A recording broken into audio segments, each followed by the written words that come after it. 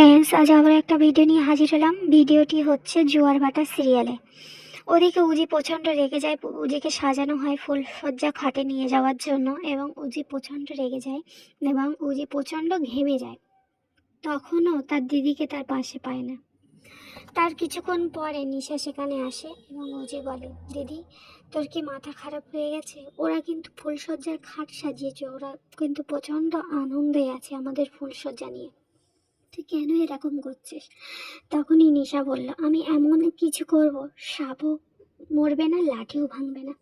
তারপরে নিশা উজিকে বলল, এই ফুলসজ্জার খাট এবং এই ঘরের মানুষটা কিন্তু তোর কেউ আপন না, তুই কিন্তু ওকে মোটেই ভালোবাসবি না। উজি নিশার এই কথা শুনে প্রচণ্ড কান্না করে এবং প্রচণ্ড ভয় পেয়ে যায় যে দিদি লাস্ট পর্যন্ত ঋষির সঙ্গে আমার ফুলসজ্জাটা মেনে নিয়েছে। বিয়েটা হবে না বলে বিয়েটাও হয়ে গেছে, এবার ফুলসজ্জাটাও কি আমার তার সাথে করতে হবে?